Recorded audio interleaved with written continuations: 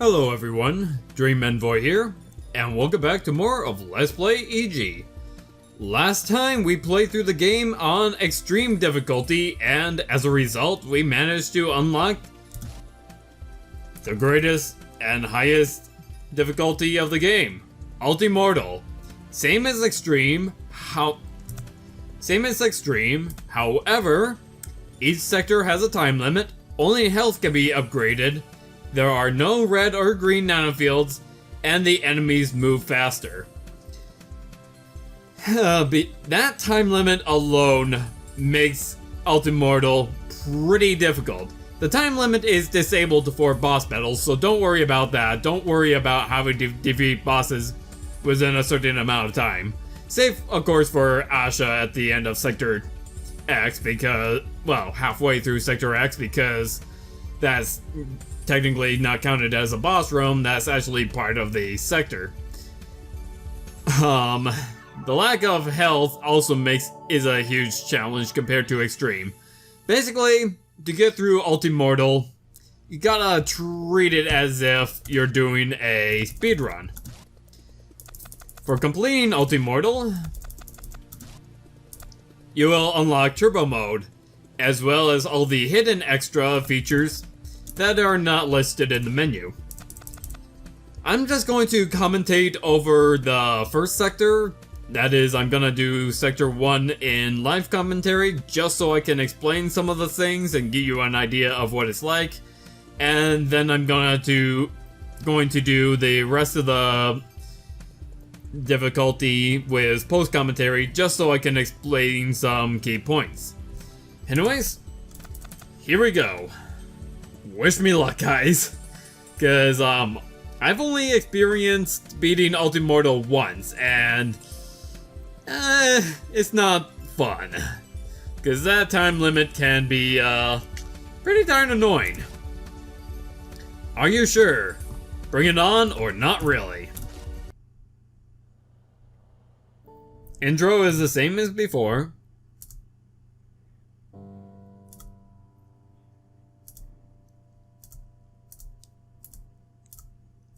Green already, what's wrong? No, everyone to the safe room, toss an attack. Might as well escape the whole thing, and Dan has some different dialogue. E.g., you're playing on Ultimortal difficulty. It's the same as extreme, but you can only upgrade your health. There are no red or green nanofields, there's a time limit on every sector before your personal nanofield self-combusts, and your enemies are faster. If you think you're ready, then let's go. Like I said, it's a speedrun, so don't even bother with the supercharges. Don't even bother trying to collect nano, because like I said, it's all you can upgrade is your health.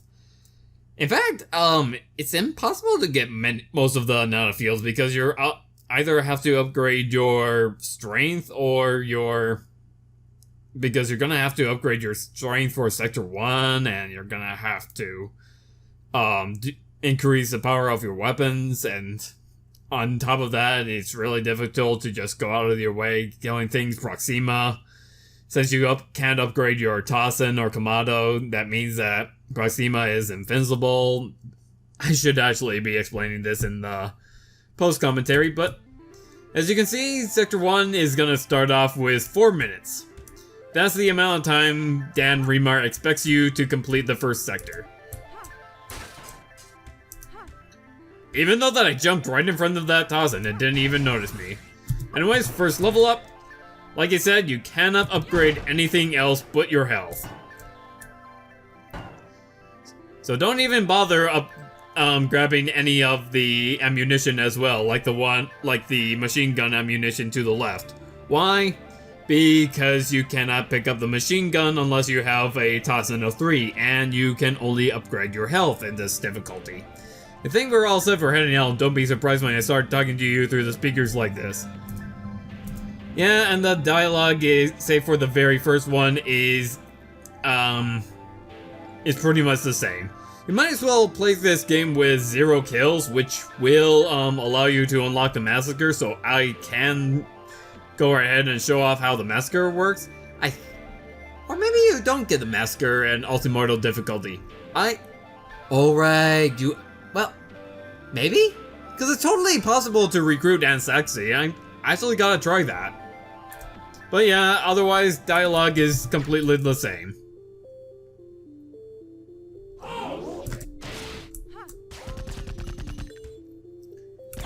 Like I said, don't even bother with most of the enemies, just make your way through.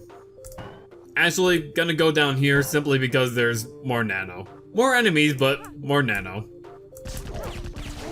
And yes, as you can see, the enemies are moving slightly faster. That's actually what happens in turbo mode. Both EG and the enemies will be moving faster.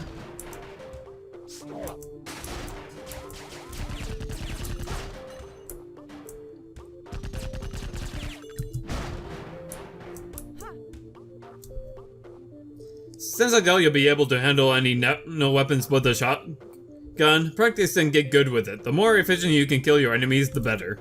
Dan? What's wrong? The Tossin, they kinda look like... Yeah, same dialogue as usual. But yeah, can't grab the machine gun because you can only upgrade your health.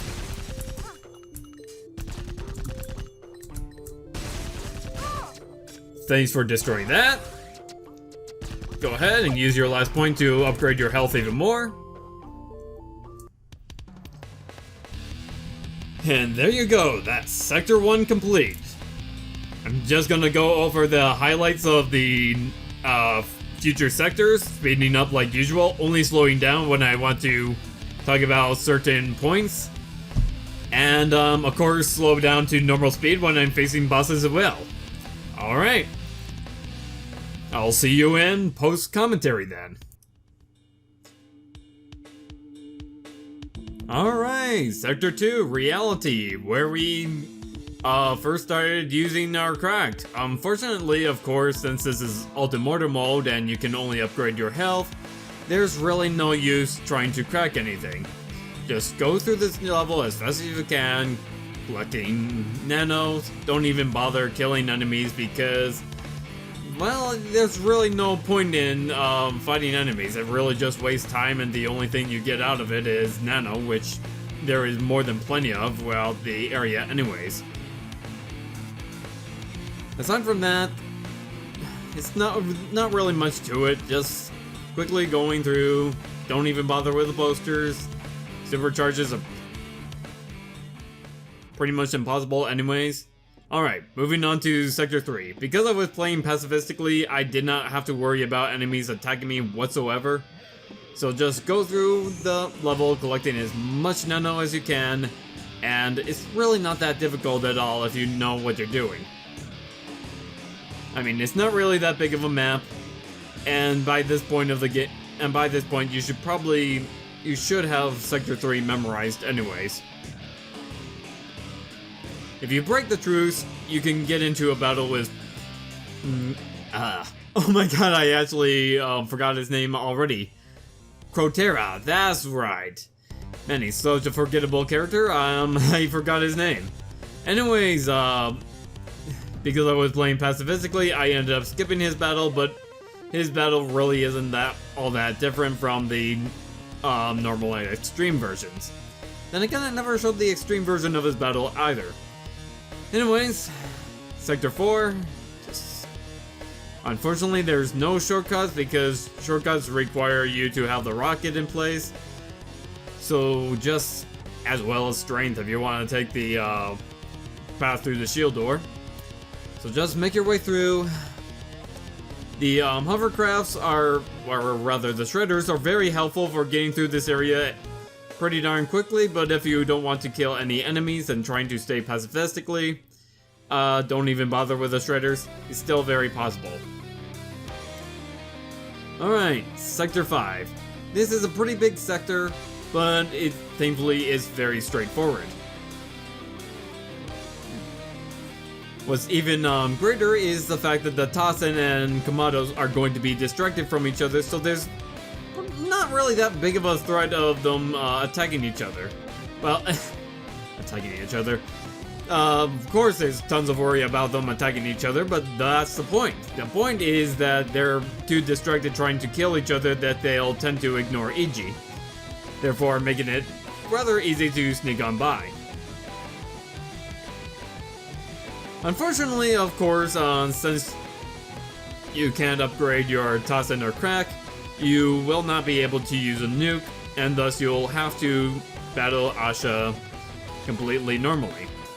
In fact, as I'm about to fight Asha, the video is gonna slow right back down to normal speed. Halt, what kind of ridiculous Tosin are you supposed to be? I have no idea why I'm pausing in this dialogue, but even when I could just mash the buttons and get right through this, straight into the action.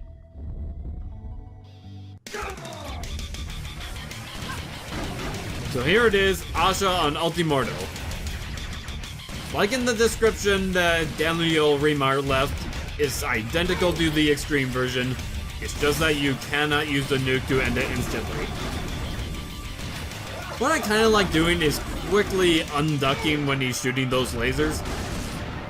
Because as you can see, if you time it very well, you won't be able to take any damage, and it gives you a slight chance to shoot him. That aside,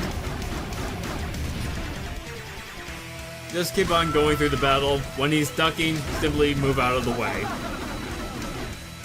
One mistake that I am making in this is that I'm actually going across the room as I'm fighting Asha, which means that he's going to leave those electric pillars kind of scattered about when you really want them all to be in one place.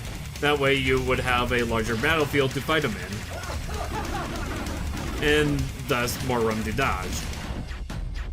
It's easier to move around if those electric barrier things are closer together, rather than if they're spread apart. So, it's a pretty dumb mistake that I'm making here, but thankfully, it's not really that tough of a battle at all, even at the highest difficulty level. Asha, your overconfidence gets you again.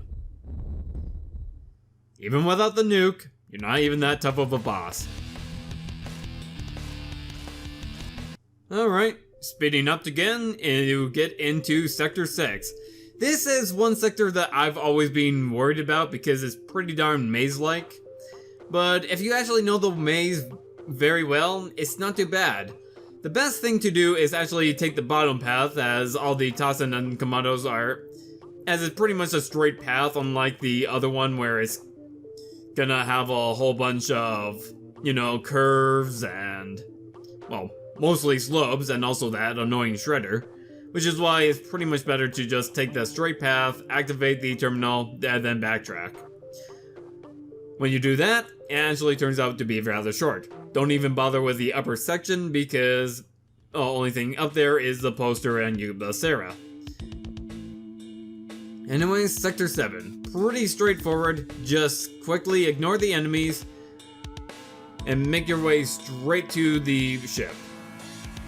Grabbing as much nano as you can. Well, actually there's no sense in grabbing a whole bunch of nano, and I really don't know why I even bothered. Because, as you can see, I'm already maxed out my health. There is literally no point in collecting nano anymore, save for recovering my armor. Another thing that wasn't necessary at all is me taking on that assassin. It actually took me a while for me to realize that the assassin isn't even required to fight. Afterward, I just make my way straight to the Phantom Hammer and blow it up.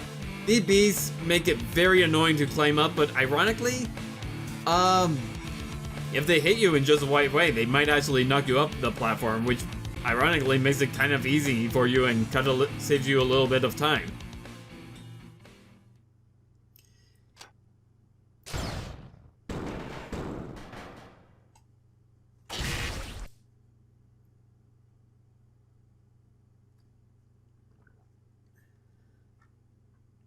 And here we have Proxima.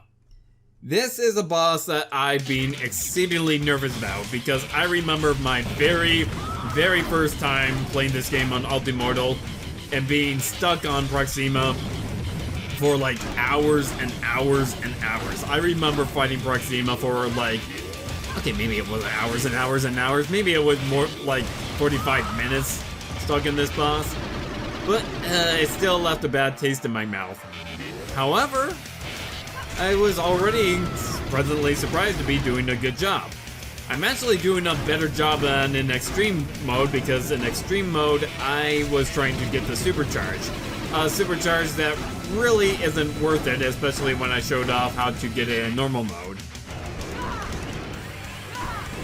And besides, a supercharge would be absolutely pointless at this point of the game anyways. So let's just go straight into fighting Proxima the normal way. In higher difficulties, he's still going to try to hover towards you even when you strike him twice with the electro barrier. And yeah, as you can see right there, unfortunately there was a number of lag, audio and video lag here, which is why I had to like cut out a little bit here and there just so that the video and audio would sync up. It's a little bit unfortunate, but there's really no other way I can do this without outright recording this boss battle all over again. And there's a really good reason why I didn't want to do this boss battle again.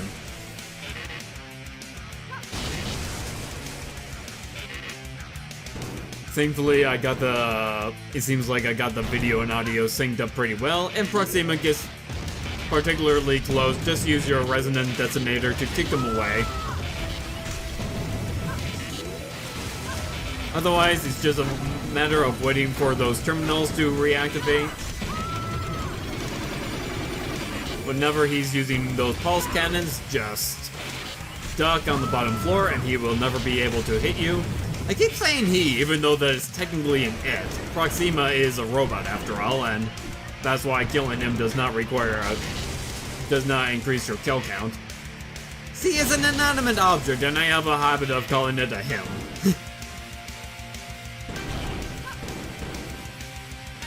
I don't know.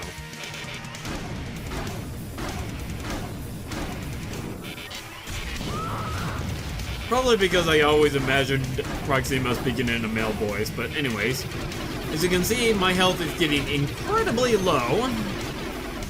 But thankfully, so is Proxima's health. It's also, I guess it's also somewhat helpful that I've been upgrading my health purely instead of, you know, my ammunition, my attack, etc. I want to say ammunition, but I really mean assimilate. It's the same thing.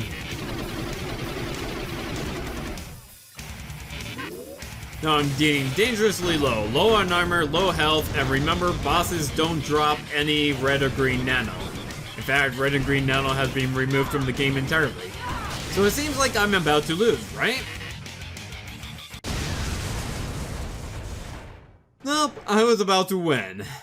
And I kid you not, I was just so shocked to beat Proxima on my very first try that I just fell dead silent for an entire minute.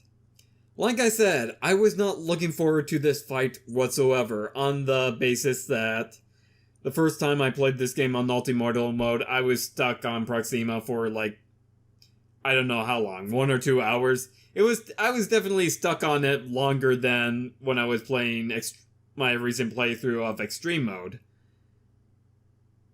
So, needless to say, I was shocked to suddenly play Ultimortal again after so long, and suddenly be able to take on Proxima on my very first try. I'm just purely shocked. Okay, I don't remember being this shocked.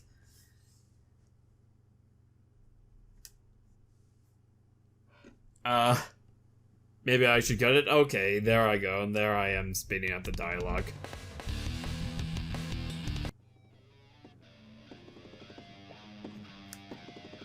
Anyways, Sector 8.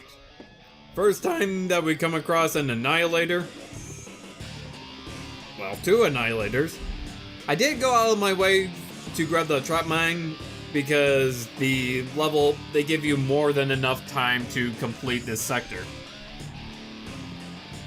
Of course, I decided to save Dan, which does require me to do some hopping around, but because I have so high of health, it's not really that much to worry about. Just quickly go over to where the Phantom Hammer is about to fire, and when Dan gets kidnapped, and quickly make your way across the Annihilator. I did get grabbed and electrocuted there, but I did manage to save Dan with time to spare as well. By the way, who the heck puts a time bomb inside humanity's last hope? Seriously, was it one of the doctors, or did one of the Tossins like find Ichi's corpse and thought it was be hilarious to put a bomb inside of her? Like right before she woke up. And of course would have to act quick though.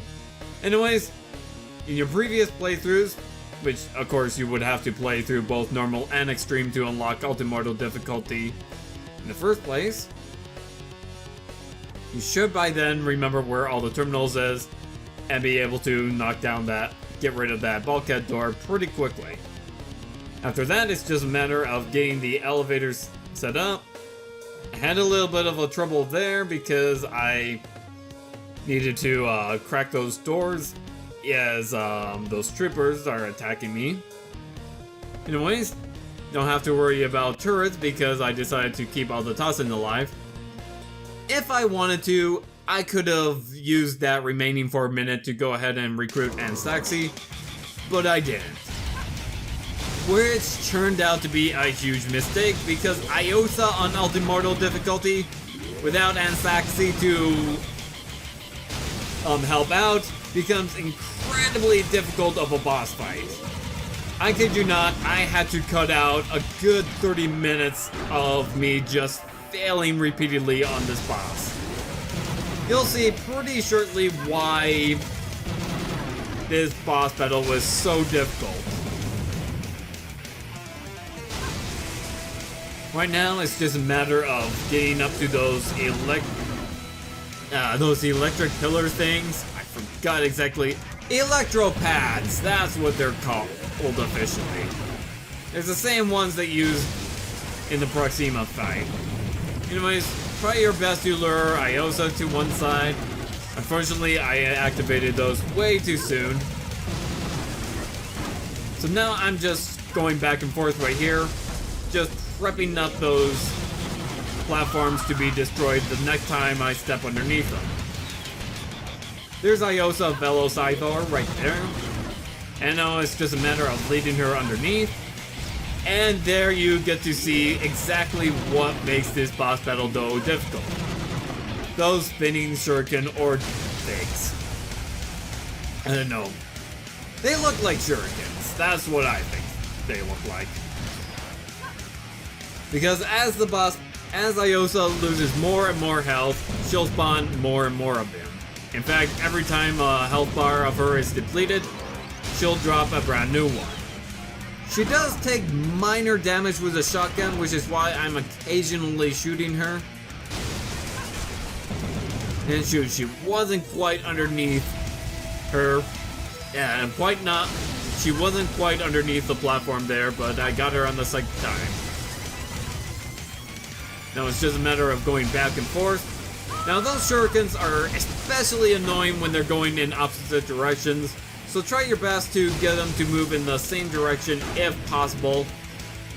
They do, however, as you'll soon notice, move at different speeds.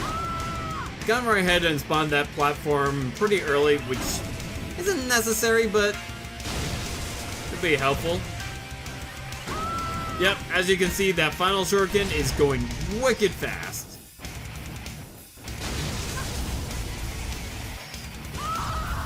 Now that's why it's kind of pointless to spawn a new platform early. Although I keep on insisting on doing so. I guess it's probably because I have temporarily salvation from Iosa's attacks, although I'm still susceptible to the electric shocks as well as those shurikens there. I know they don't look exactly like shurikens, but that's what they look like, and I hate how they do one full unit of damage to you. Or is it two? I need to pay closer attention. Also, be careful when activating those platforms if Iosa is near the center, because she can easily grab and electrocute you, like right there. Thankfully, it looks like Iosa only needs one more hit before she's down. Like I said, this took me like 30 minutes worth of failures to finally defeat her. And never mind, apparently she needed 2 more hits. Thankfully, I was in the clear.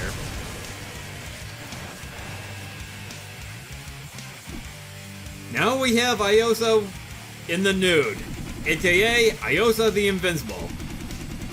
Just jump, follow the arrows, and be sure to hit her with the resonance reflector since that seems to stun her much longer. I got her close to the wall, but unfortunately she was undazed and she was able to quickly combo me.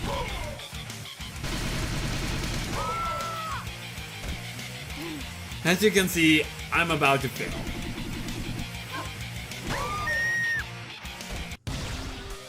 Thankfully,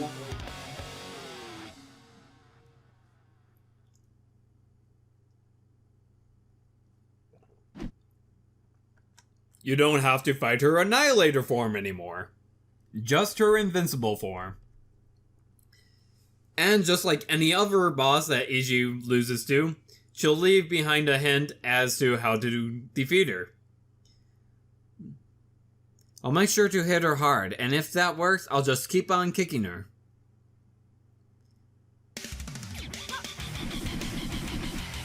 Yeah. It seems like normal and extreme, it takes only one cycle of kicks to get her to the wall. But in Ultimortal, she gets over it like as soon as she hits the wall. Thankfully, she was an idiot who stayed way too close to the wall, allowing me to hit her on the backside, and I just have fun beating the living heck out of her. Remember, there is no time limit if you decide it during the boss battles. I guess, I don't know, the bosses decide to have fun disabling her time bomb. I have no idea. But I ended up deciding to go for the normal ending where Iji kills Iosa herself, but Dan is alive. Anyways, that's Sector 9 down. All that's left is Sector X. Sector X is pretty easy, but that's only because I memorized the heck out of it. I just absolutely love playing against the final bosses of video games that I've beaten already. But in the case of Iji, in order to get another chance against the final boss, you have to play through the sector all over again. So, as a result, I pretty much memorized Sector X off the back of my hand.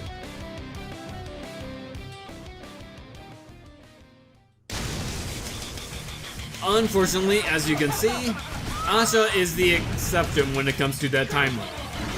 He does not disable your time bomb. Actually, Dan at the beginning already explained that it's because of an unstable nanofield, but still. This is considered to be, in my opinion, to be the toughest battle in the game. Simply because you have to defeat a boss on the highest difficulty level with a time limit. And I'm just getting comboed left and right. Okay, I'm dodging most of his attacks, but look, I barely put a dent in him, and I'm losing health pretty fast.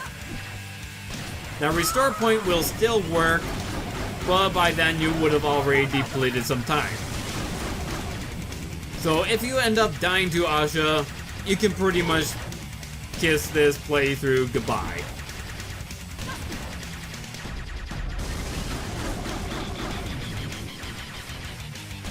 Because as you'll see in just a moment,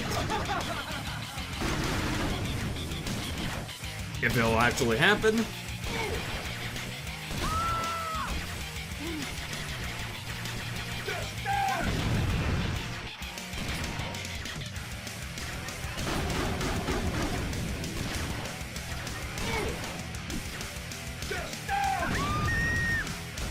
I did not jump in time.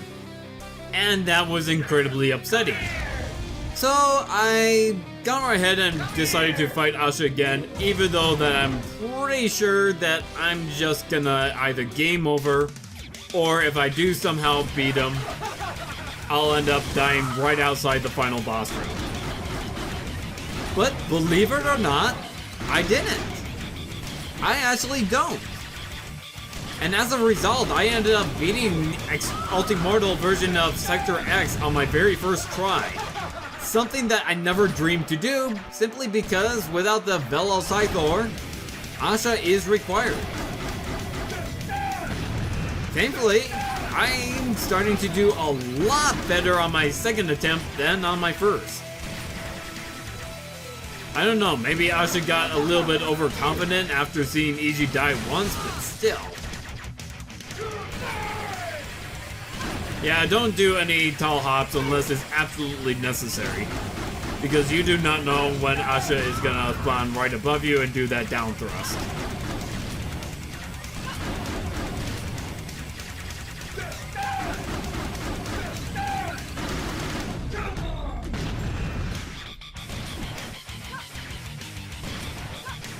And yeah, it's possible for him to teleport inside of you.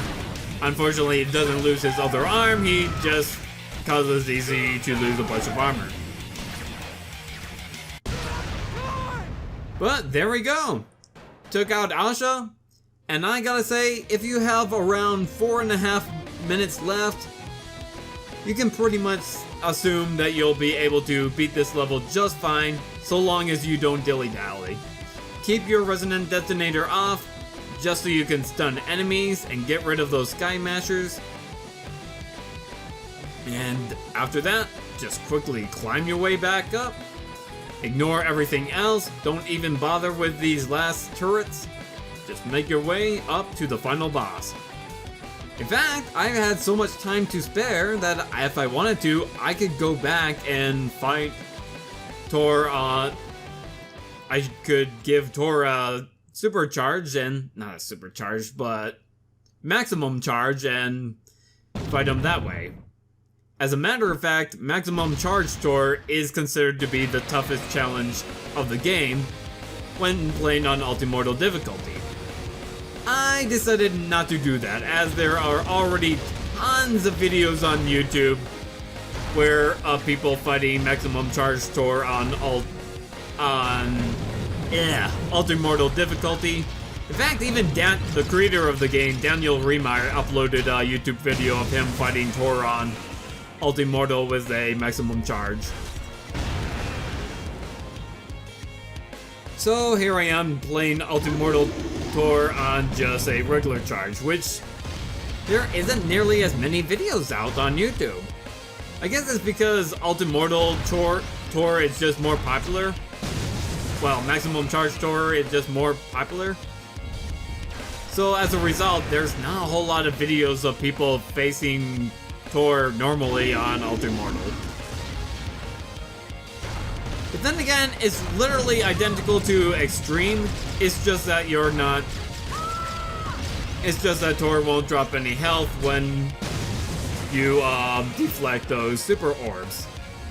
Anyways, like every other run against Tor, save for my first run against Super Maximum Charge on normal mode, I'm just gonna let you kick back, listen to the awesome music, and enjoy the show.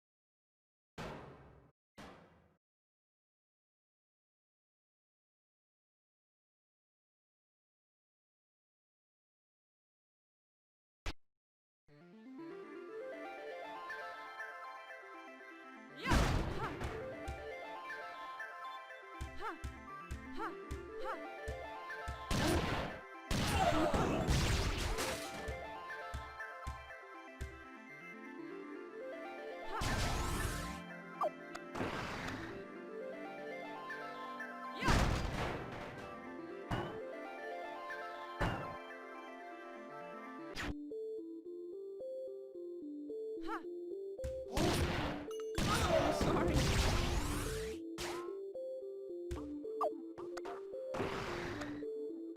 Ha. Ha. Ha.